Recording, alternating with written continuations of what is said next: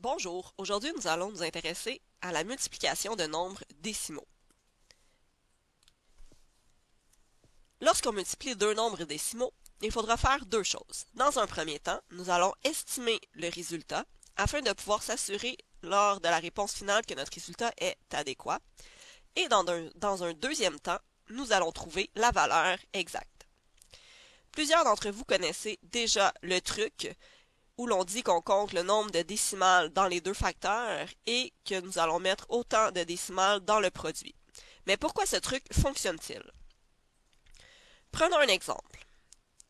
Donc, 2 et 3 dixièmes multipliés par 42 centièmes. Dans un premier temps, nous allons faire l'estimation. Donc, 2 et 3 dixièmes peut être arrondi à 2. Et 42 centièmes peut être arrondi à 5 dixièmes. 2 fois 5 dixièmes donne environ 1.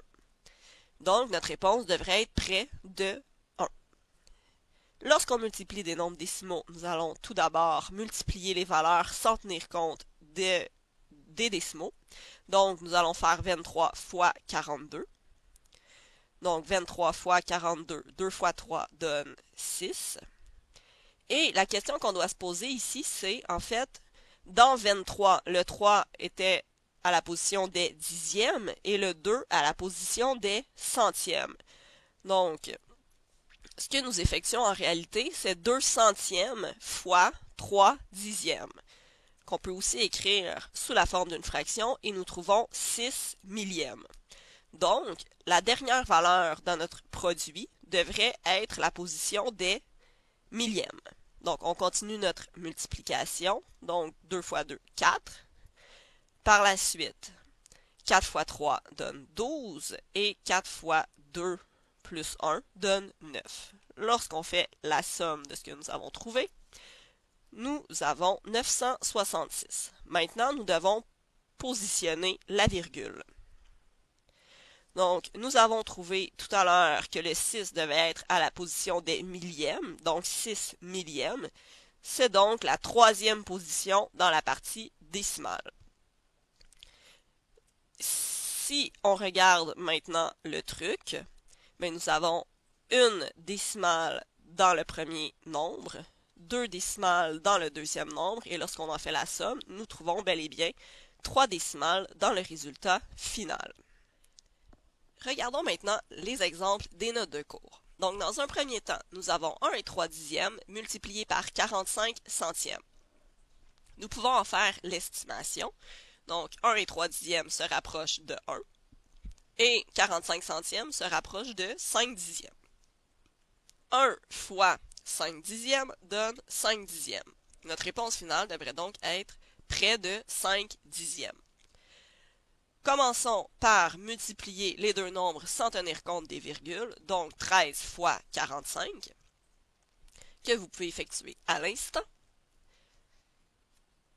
Et nous trouvons donc comme réponse finale 585. Maintenant, nous voulons placer notre virgule. Donc, quelle position occupe le chiffre 5? Si nous revenons à la première multiplication que nous avons effectuée, nous avions à faire 3 dixièmes fois 5 centièmes, ce qui donnait 15 millièmes. Le chiffre 5 doit donc occuper la position des millièmes, qui est la troisième position après la virgule. Notre réponse sera donc 585 millièmes.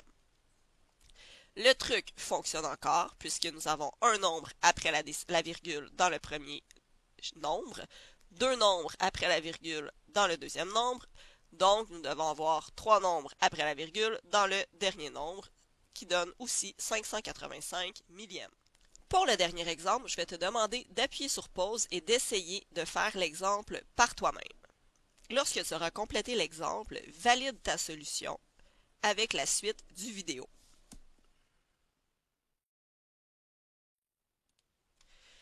Tu devrais donc avoir trouvé 36 et 292 millièmes.